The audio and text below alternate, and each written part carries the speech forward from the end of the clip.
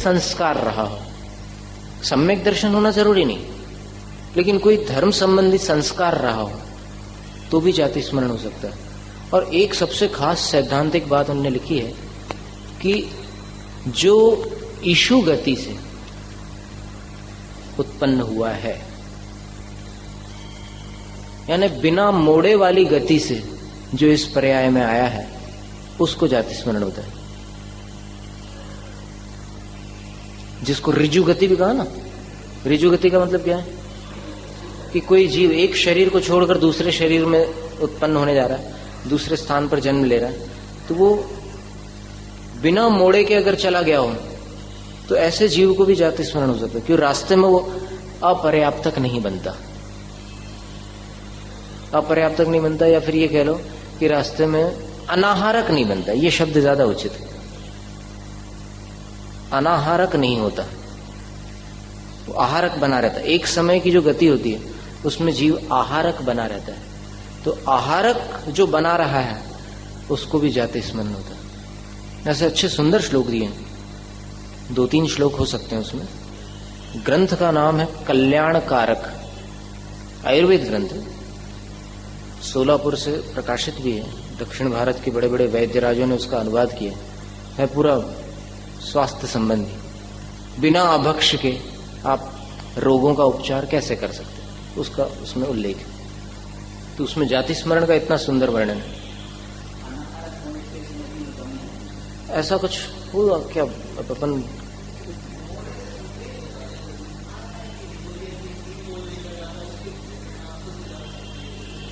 हो सकता है, ये बात हो सकती है। मोड़ा समझ में आ रहा है कुछ आपको? सिर के ऊपर से जा रही बातें सारी। जीव जो है जब जन्म लेता है, एक जैसे यहां पर है और यहां जन्म लेना उसको, तो जब भी मरेगा जीव तो उसकी गति ऐसे आड़ी तिरछी नहीं होती, अनुश्रेणी गति। आकाश प्रदेशों की जो श्रेणियां हैं, पंक्तियां हैं, जैसे ये ऊर्ध्व श्रेणी हो गई तो यहां तक के आएगा, और यहां जन्म लेना उसको तो फिर ऐसे इस श्रेणी में आकर के ऐसे जन्म ले लो। एक मोड़ा हो गया, ये एक, समझ में आया ना? एक मोड़ा। ऐसे 2 मोड़े के साथ मान लो इसको यहां से ये ऐसे गया और इधर जन्म लेना है, तो ऐसे जाकर के ये ऐसे हुआ, तो ऐसे टर्न दिया, श्रेणी के अनुरूप गति होगी। और निष्कुट क्षेत्र में यानी त्रस्त नाड़ी के बाहर किसी जीव को जन्म लेना है, तो त्रस्त नाड़ी के बाहर जन्म लेने के लिए उसको 3 मोड़े लेने पड़ेंगे, और 3 मोड़े जब लेगा तो फिर एक इंद्रिय जीवों में ही उत्पत्ति होती है वहां, क्योंकि त्रस्त नाड़ी के बाहर त्रस कहाँ है? नाम ही है त्रस्त नाड़ी। त्रस्त नाड़ी के अंदर ही त्रस जीव रहते हैं। त्रस किसको कहते हैं? त्रस नाम कर्म के उदय से द्विंद्रिय आदेश त्रसा, 2 इंद्रिय को आदि लेकर के जितने जीव हैं वो सारे त्रस। एक इंद्रिय जीव स्थावर है। त्रस का अर्थ ऐसा मत लगाना जो दूसरों को त्रास दे क्योंकि शब्दों के कुछ विचित्र अर्थ निकालते हैं लोग। जैसे एक बहुत बड़े व्याख्याता ने नमोकार मंत्र पर व्याख्यान दिया और फिर उनने 105 नमोकार का भी नीचे की जो गाथा है उसका भी अर्थ निकाला। 105 नमोकार, ऐसा जो ये पंच नमस्कार, ऐसो को कई लोग ऐसो बोलते हैं, ऐसो नहीं है वो ऐसो का मतलब होता है यह, उसका अर्थ ऐसा नहीं। आप हिंदी और प्राकृत में जो उच्चारण में समानता है उसके आधार पर अर्थ को समान मत बना देना। तो त्रस से त्रास देने वाला नहीं होता। त्रस माने त्रसंती उद्वेजयंती इति त्रसा, शब्द व्युत्पत्ति की अपेक्षा से लगा लो, जो परेशान रहते हैं वो त्रस। लेकिन उसका अर्थ यह है कि जो 2 इंद्रिय को आदि लेकर के त्रस नाम कर्म के उदय से उत्पन्न हुए हैं वो त्रस जीव है। क्या मतलब?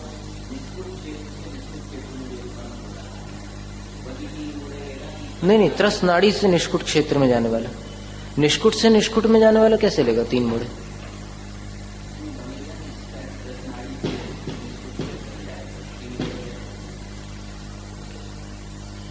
बन जाएंगे निष्कुट क्षेत्र। अब देखो लोक का अगर अपन नक्शा बना ले कहीं हो तो, और पूरा 3 डायमेंशनल अगर बना है तो फिर जैसे यहां पर जम्बू द्वीप से किसी को वो लोक के उस कॉर्नर में उत्पन्न होना नीचे, तो 3 मोड़े लेने पड़ेंगे। क्योंकि एक तो त्रस नाड़ी से बाहर आने के लिए उसको एक तो जम्बूद्वीप का जो लेवल छोड़ना है, उसके लिए उसको द्वीप समुद्र पार करके ऐसे अगर जाता है तो यहां पर जाकर के फिर वहां से नीचे उस स्तर तक जाना पड़ेगा, और फिर उसके बाद फिर वहां से त्रस नाड़ी के बाहर आना पड़ेगा, और फिर टर्न लेकर के उस कॉर्नर में आना।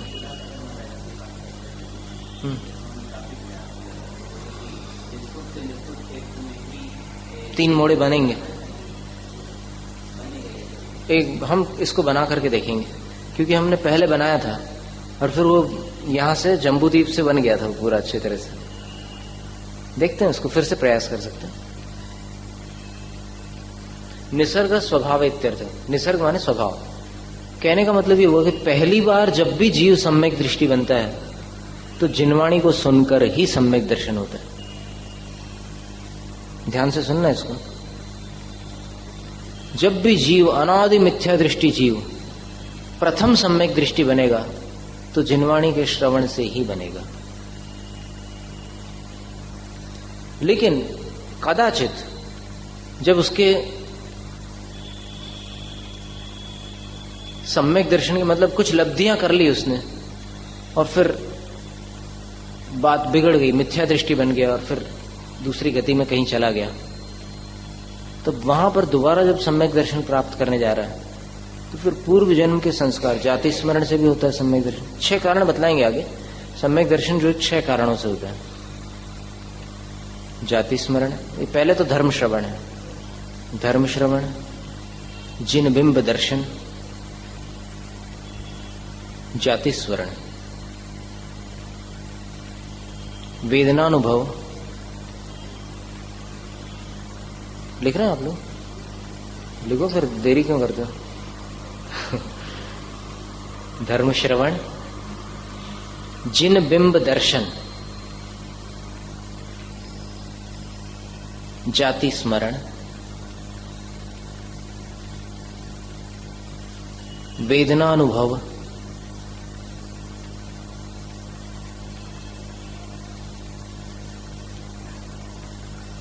देवर्धि दर्शन। देवर्धि दर्शन है देवों की रिद्धि या वैभव के दर्शन से। अपने से बड़े देवों का वैभव जब देखता है वो, तो वो भी सम्यक दर्शन होता है। देवर्धि दर्शन। और जिन महिम दर्शन। जिन महिम दर्शन है ना, पंच कल्याणकों के दर्शन से भी सम्यक दर्शन हो जाता है, पर वो देवों को होता है। तो अब नहीं, मुनि दर्शन नहीं है।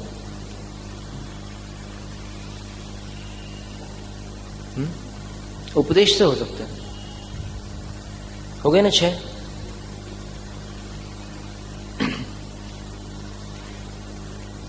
तो इसमें से धर्मोपदेश से होने वाला जो सम्यक दर्शन है वो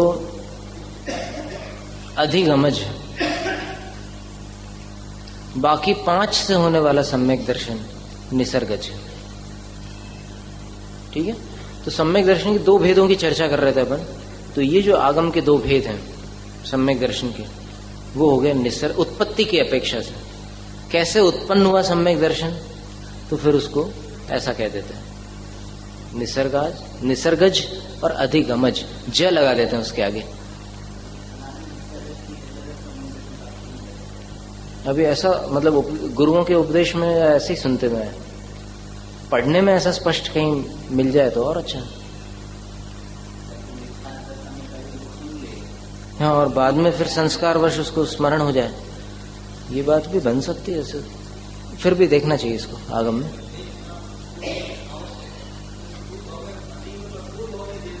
देशना नियामक।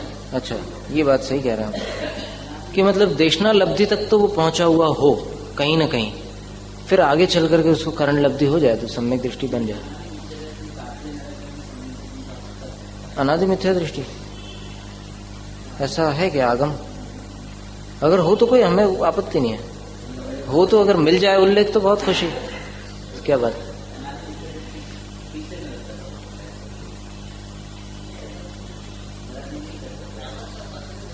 नहीं, जाने को तो कोई आपत्ति नहीं, लेकिन प्राप्ति की बात है। प्रथम सम्यक तो कहां कहां प्राप्त हो सकता है? प्रथमोपशम तो सभी जगह हो सकता है, लेकिन पहली बार जो प्रथमोपशम हो रहा है, पढ़ में पढ़मम नियतम, ये गाथा सुनिए आपने? विधियम पुण्य सव्व कालम में और खाइय सम्मतम पुण्य केवली जिणा जम्मी कालम में। ये नियम है कि पहला सम्यक दर्शन जो है पहली बार जब भी होगा तो प्रथमोपशम होगा, और दूसरा जो है सव्व कालम में, किसी भी काल में हो सकता है। क्षयोपशमिक सम्यक दर्शन कहीं भी किसी भी काल में हो सकता है। और तीसरा जो क्षयिक सम्यक दर्शन है, केवली जिना जम्मी कालम में, जिस काल में केवली जिनेन्द्र होते हैं उसी काल में होता है। इसलिए पंचम काल के श्रुत केवलियों को क्षयिक सम्यक दर्शन नहीं हुआ।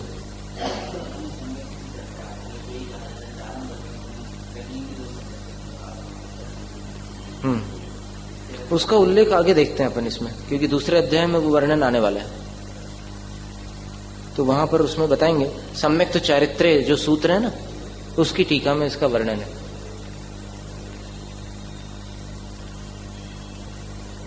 अधिगमो अर्थावबोध। अधिगम का मतलब होता है पदार्थ का अवबोध यानी ज्ञान। तयोर हेतुत्वेन निर्देश, यहां पर इन दोनों का हेतु रूप से निर्देश किया है। तन निसर्गाद अधिगमाद, पंचमी का प्रयोग है, पंचमी विभक्ति का हेतु प्रयोग है। पंचमी एक सूत्र है व्याकरण में। कभी हेतु बताना किसके कारण, तो उसका जवाब क्या होगा? जो भी जवाब होगा उसको पंचमी में बताएंगे। कस्मात तो बोलेंगे अस्मात् कारणात्, इस कारण से, तो पंचमी हो गई। तो ये दो प्रकार के सम्यक दर्शन, निसर्गज और अधिगमज। ज माने उससे जनित, उससे उत्पन्न, निसर्ग से उत्पन्न निसर्गज, अधिगम से उत्पन्न अधिगमज, ऐसा ज लगा दिया। अब सम्यक दर्शन के और भी दो भेद हैं जो अब भी आए थे, अपन ने कल ही पढ़े थे। सराग और वीतराग। रागी जीव का सम्यक दर्शन सराग, वीतराग मुनि का सम्यक दर्शन वीतराग। तो ऐसे दो भेद भी हो जाते हैं पात्र के भेद से, विषय के भेद से। माने किस जीव का सम्यक दर्शन है वो, ये उत्पत्ति की अपेक्षा से दो हो गए। उत्पन्न कैसे हुआ, निसर्गज या अधिगमज, ये दो भेद हो गए। अब जीव कैसा है, रागी है कि वीतराग, तो उसकी अपेक्षा से दो भेद हुए, सराग वीतराग।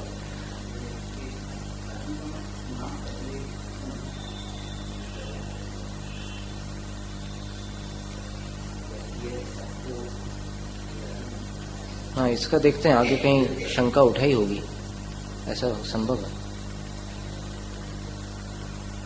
प्रश्न तो अच्छा है, होना ही चाहिए था ऐसा प्रश्न कि शब्द में पहले अधिगमज होना चाहिए था, फिर निसर्गज होना चाहिए था, लेकिन सूत्र में पहले निसर्ग रखा है शब्द, फिर आगे अधिगम रखा है। नहीं, कम तो नहीं है, तीनों तीन अक्षर है दोनों में। अधिगम नहीं, इसमें चार है। ये बात तो सही कही आपने, क्योंकि सूत्र का ये भी नियम है, सूत्र का ये नियम है कि सूत्र बनाते समय जिसमें अक्षर कम हो वो शब्द पहले रखा जाता है।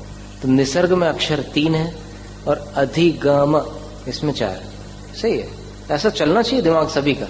अभी तो शुरू में तो जो लोग पढ़े लिखे हैं उनका चलता है, और बाद में जो लोग अभी पढ़ लिख जाएंगे उनका भी दिमाग चलने लगेगा।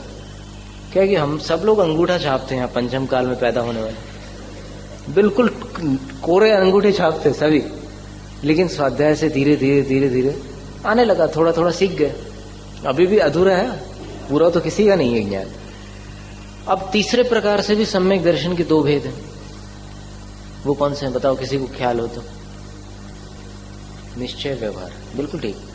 निश्चय सम्यक दर्शन और व्यवहार सम्यक दर्शन।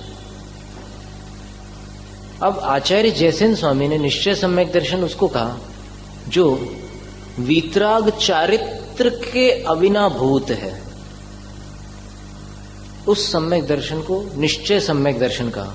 और पंडित टोडरमल जी ने जो अंतरंग उपशम क्षय क्षयोपशम से उत्पन्न हुआ सम्यक दर्शन है उसको निश्चय सम्यक दर्शन कहा। निश्चय मानो पक्का सम्यक दर्शन। वहां जो विवक्षा है समय सार की टीका में वो भिन्न है, वहां निश्चय सम्यक दर्शन वीतराग चारित्र के अविनाभूत, मतलब अभेद रत्नत्रय वाला जो सम्यक दर्शन है। क्योंकि निश्चय जो है वो भेद को ग्रहण नहीं करता, भेदग्राही जो होता है व्यवहार होता है। तो जो अभेद रत्नत्रय की दशा वाला सम्यक दर्शन है उसको आचार्य जयसेन स्वामी निश्चय सम्यक दर्शन करते हैं। इसलिए जो झगड़ा 30-35 सालों से या 50 सालों से चल रहा है उसका अंत तब तक नहीं आ सकता जब तक दोनों की बात को न समझ लें। क्योंकि जयसेन स्वामी ने जिस सम्यक दर्शन को निश्चय सम्यक दर्शन कहा है तो वो कभी हो ही नहीं सकता चौथे गुणस्थान में। और टोडरमल जी जिस सम्यक दर्शन को निश्चय सम्यक दर्शन बतला रहे हैं चौथे गुणस्थान में, वो सम्यक दर्शन अच्छी तरह होता है चौथे गुणस्थान में। तो अब इसका कैसे अंत हो? दोनों की बातों को समझ लें। फिर अपन आगम को देखें। टोडरमल जी ने विवक्षित कथन किया है। विवक्षित का मतलब किसी अपेक्षा से कहा, मतलब उनने इस भाव से कहा कि भाई निश्चय का मतलब बिल्कुल गुणस्थान की अपेक्षा से, सही में जो सम्यक दर्शन है उसको निश्चय सम्यक दर्शन का, तो वो चौथे से हो गई, पक्की बात है। लेकिन आगम में जो निश्चय शब्द का प्रयोग किया गया है, निश्चय, इस शब्द का अर्थ क्या है? निश्चय का अर्थ फैसला नहीं होता, मैंने निश्चय कर लिया, ये व्यावहारिक अर्थ हो गया। शास्त्रीय अर्थ क्या हो गया? चयात निष्क्रांत। पंडित वंशीधर जी थे इंदौर वाले, बहुत पुराने विद्वान। पंडित जगन मोहन लाल जी भी उनको गुरु मानते थे, ऐसे एक पुराने विद्वान। उनका कहना था कि निश्चय शब्द की व्युत्पत्ति देखो, चयात निष्क्रांत, जो चय से निष्क्रांत हो, रहित हो। चय माने समूह, जो समूह से रहित हो। समूह से रहित कौन होता है? एक को समूह कहता क्या कोई? एक से अधिक हो तो उसको समूह कहा जाता है, और एक हो तो उसको समूह नहीं कहते। तो जहां पर रत्नत्रय की अभेद दशा होती है, माने एक की परिणति, वहां जो सम्यक दर्शन है उसको निश्चय सम्यक दर्शन। जयसेन स्वामी ने ऐसे ही कहा है कि वीतराग चारित्र का जो अविनाभूत है, शब्द पर ध्यान देना। अब बिल्कुल स्पष्ट बात है कि वीतराग चारित्र कहां होगा? यहां तो होना नहीं है। वीतराग चारित्र कपड़े वालों को हो सकता है? नहीं। तो फिर स्पष्ट बात है कि वो अभेद रत्नत्रय की अवस्था में, जिसको निर्विकल्प समाधि भी कह सकते हैं, जिसको शुद्धोपयोग भी कह सकते हैं, वहां पर वो वीतराग चारित्र होता है अभेद रत्नत्रय की दशा में। उसको आचार्य जयसेन स्वामी ने पंचास्तिकाय ग्रंथ में निर्मल विवेक ज्योति रूप शुक्ल ध्यान भी कहा है। तो उस अवस्था में वो बात बन सकती है। तो निश्चय सम्यक दर्शन हो ही नहीं सकता पहले, ये विवाद है। और फिर वो उस विवक्षा से लगाओ तो फिर चौथे गुणस्थान में निश्चय सम्यक दर्शन टोडरमल जी के अनुसार। लेकिन आचार्य वचनों के अनुसार अगर अपन चलें तो फिर निश्चय सम्यक दर्शन का जो निश्चय का जो अर्थ है वो फिर वहीं घटित करना पड़ेगा। इसलिए विवाद करने से कोई सार नहीं निकलता, विवाद करने से कषाय होती है। जयसेन स्वामी की वाक्य बोल रहे हैं हम आपके सामने, विवाद करने से कषाय होती है, और कषाय से आत्मा की निर्मलता नष्ट होती है, और निर्मलता नष्ट होने से संसार में भ्रमण होता है। इसलिए विवाद में नहीं पड़ना।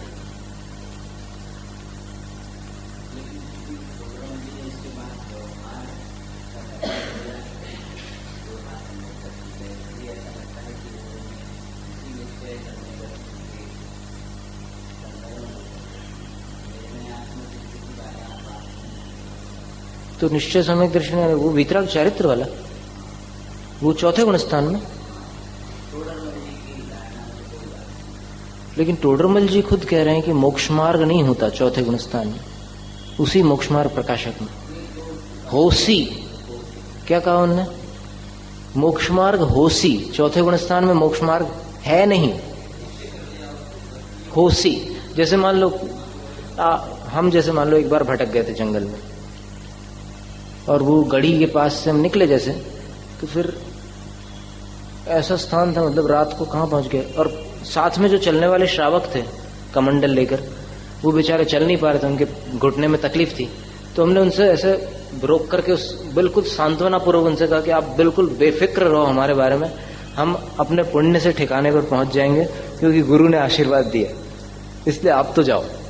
उनको हमने जबरदस्ती वापस भेजा और फिर खुद ऐसे रास्ता पूछते पूछते चले गए। अब क्या शॉर्टकट के चक्कर में हमने वो लंबा चक्कर छोड़ दिया, वो जो चौराहे से था। जंगल से निकले तो फिर एक बंजारा मिला। वो बंजारा अपने गांव में ले गया। वहां पर 7-8 घर थे उनके गांव में। बंजारों का जो गांव रहता है वो बदलता रहता है, आज यहाँ है तो फिर कल परसों पता नहीं कहाँ होगा। तो वहां रहा, उन्होंने बोले कि महाराज कुछ उपदेश दो। तो उपदेश दिया हमने। उपदेश सुन करके उसके अंदर इतना परिवर्तन आ गया कि उसने अनछने पानी का त्याग कर दिया, रात्रि भोजन का त्याग कर दिया, अभक्ष पदार्थों का, बहुत सारे गड़ंतों का त्याग कर दिया उसने। और फिर उसने हमसे कहा कि आप आहार लो, हम सब व्यवस्था करेंगे बोले। और सुबह उसको इतना दुख हुआ, हमने बोला कि गुरु का आदेश है कि जल्दी निकलना है। तो उसको इतना दुख हुआ, उसने बोला कि महाराज आपने हमारे यहाँ जल नारायण भी नहीं लिया। वो जल को जल नारायण बोलते थे। तो जब आगे निकले तो उनके एक गुरु थे बाबा जी, वो हमें रास्ता दिखाने के लिए पहुंचे। बोल बस महाराज यहाँ से निकल जाना बोले। तो वहां से निकलते गए, फिर देखा कि रोड कहीं निकल नहीं रहा। और अंत में उस भटकन के बाद जब रोड दिखाई दिया तो क्या लगा, अब लग गए रास्ते पर। ये जो विवक्षा है, ये विवक्षा है, लगे नहीं अभी रास्ते पर, अभी सिर्फ देखा है दूर से। उसी प्रकार सम्यक दृष्टि ने भी अभी देखा है 7 तत्वों को दूर से, अभी उसने श्रद्धा की है, इसलिए कह देते हैं कि लग गया, आ गया रास्ते पर। रास्ते पर आने के लिए तो उसको वहां तक चलना पड़ेगा। आया समझ में अंतर? ये दृष्टांत है। क्या होता है कि जब अनुभव होते हैं ना, जब कर्मों की मार पड़ती है, तब होश ठिकाने आते हैं। तब तक क्या होता है कि जब तक कर्मों की चोट नहीं लगती तब तक अपन समझते कि अपन परिपूर्ण है, अपने पास बहुत कुछ है, अपन बहुत भंडार है, खजाना। लेकिन नहीं, जब परीक्षा और उपसर्ग आते हैं तब लगता है कि अपनी शक्ति कितनी है, अपन कितने कमजोर हैं। अभी तो अब सुख सुविधाओं में तो अपन बहुत अच्छी अच्छी बातें सुनते हैं, समझते हैं, करते हैं। लेकिन जब परीक्षा की घड़ी आती है तब पक्के रहो, तब उसको कहते हैं साधना। बाह्य प्रतिकूलता बाह्य बनी रहे, उसका नाम साधना। बड़ी अद्भुत चीज है साधना। और फिर साधना का जो आनंद आता है, खैर उसकी तो कोई तुलना नहीं है। वो किसी भी गुणस्थान का हो, पंचम का हो या फिर और ऊपर वाले गुणस्थान का हो, पंचम गुणस्थान के योग्य जो देश चारित्र की साधना है, उसका आनंद भी अनूठा है। वो जो आनंद है वो देवों के पास भी नहीं होता। देवों का इंद्रिय सुख है, और फिर वो परिग्रह संबंधी उनकी मानसिक तृप्ति भी हो सकती है कुछ। लेकिन त्याग का जो रस है, वो रस विषयों में, स्वप्न में भी संभव नहीं है। और कई बार ऐसा होता भी है, जब ऐसी कठिन घड़ियां आती, जैसे हम बता रहे थे, वो बात अधूरी रह गई थी स्थापना के दिन, याद हो आपको? ठंड लग रही थी रात में हमें 14 जनवरी की। यहाँ पर ये रूम इतना लीकेज थी, इसमें मतलब खूब हवा लीक हो रही थी, खिड़कियों के बीच में ऐसी जगह थी, तो ऐसी ठंड लग रही थी कि लेट ही नहीं सकते थे।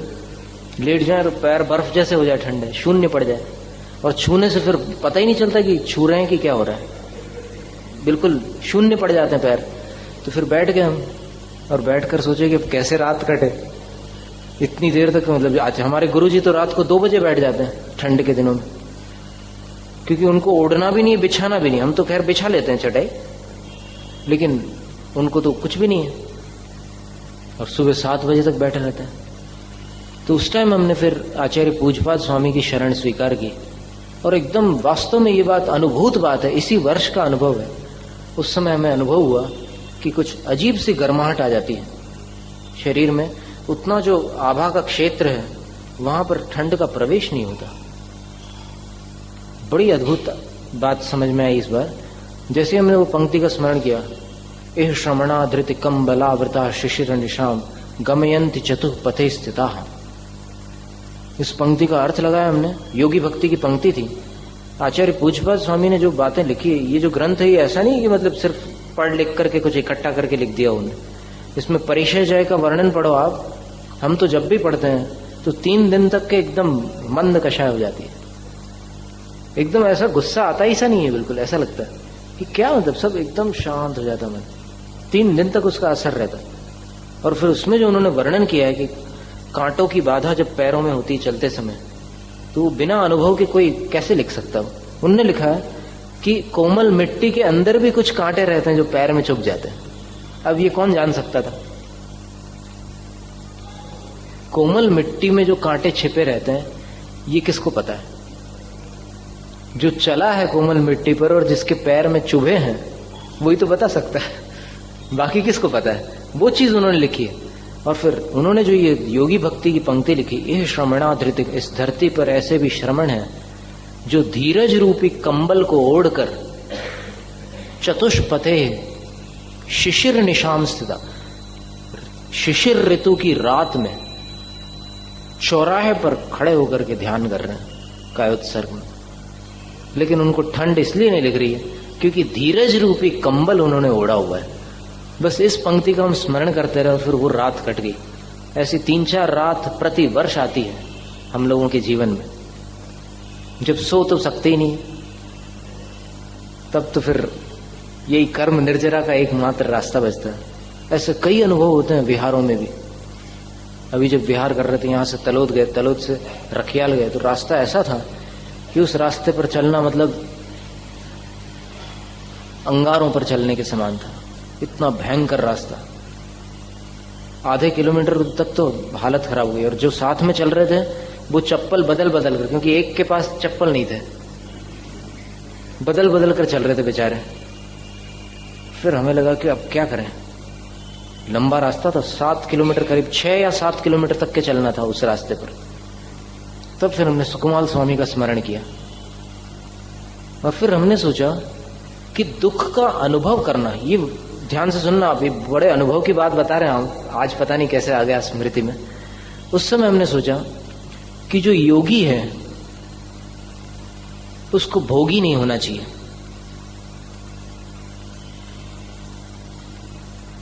और भोगी नहीं होना चाहिए इसका मतलब है कि सुख को नहीं भोगना तो ठीक है, एक अलग बात हो गई, दुख को भी भोगना नहीं चाहिए। और दुख को भोगना यानी कषाय, और दुख को न भोगना ये कैसे संभव है? दुख में दुखी नहीं होना। बस ये बात हमने एक बार पहले भी कही थी आपसे, याद हो आपको, कि साधना की दूसरी परिभाषा क्या है? दुख हो लेकिन अपन दुखी ना हो, इसका नाम साधना है। और फिर वहां पर पता नहीं कैसी एक ऊर्जा आई उस समय, कि उस समय जब हम आगे चल रहे थे तो ऐसा लग नहीं रहा था कि जो आधा किलोमीटर निकला था इतनी वेदना के साथ, वो फिर बाकी 5.5 या 6 किलोमीटर, 6.5 किलोमीटर तक फिर वैसी वेदना नहीं हुई, बिल्कुल चलते गए। हमने सोचा कि ऐसा अवसर जीवन में दोबारा पता नहीं मिलता है कि नहीं कर्म निर्जरा का। ये विचार हमारे मन में आया कि इतना ये जो अवसर मिला है, रास्ता तो तय करना ही पड़ेगा, कुछ कोई चारा नहीं है। पीछे जाते हैं तो कहां जाएंगे, कोई ठिकाना नहीं है, तो आगे तो जाना ही होगा। अब चाहे रोते रोते जाओ या हंसते हंसते जाओ, ये चॉइस अपने हाथ में है। क्या करें? तो समता के साथ चलें। और चलना, वैसे हम बता दें आपको कि ये सब बातें सुनना सरल है और फिर ये संस्मरण सुनाना सरल है, लेकिन उस रास्ते पर चलना उतना सरल नहीं, क्योंकि अपने संस्कार जो है वो रागी अवस्था के अधिक है। साधना के और समता के संस्कार है कहां अपने पास? जरा सी बात होती है तो फिर कितनी कषाय आती है। तो फिर ऐसी अनुभूतियां जब होती है तब जाकर के जीवन में निखार आता है, और यही निखार कभी अगले जन्म में अपने लिए एकदम वो रास्ते को सरल बना देता है। मल्लीनाथ भगवान ने 6 दिन में केवल ज्ञान प्राप्त कर लिया, जिस केवल ज्ञान के लिए आदिनाथ भगवान ने 1000 वर्ष तपस्या करी। क्या बात है, ऐसा क्यों हुआ? तो पूर्व जन्म का जब वर्णन पढ़ते हैं तो पता चलते हैं कि मल्लीनाथ भगवान वैश्रवण नाम के राजा थे, और उनके वैराग्य का भी बड़ा विचित्र निमित्त था। वो वन विहार करने निकले और सब शोभा सुंदरता देखते हुए चले जा रहे थे। एक बहुत विशाल वटवृक्ष देखा। कलकत्ता में जैसा वटवृक्ष आपने कभी किसी ने देखा हो तो 1 किलोमीटर तक फैला हुआ है। इतना सुंदर वटवृक्ष देख करके वो एकदम आह्लादित प्रसन्न हो गया। लेकिन जब वन विहार करके लौट रहे थे तो उसी समय बिजली कड़की और फिर पूरा वटवृक्ष जल करके राख हो गया। उस घटना से उनको वैराग्य हो गया।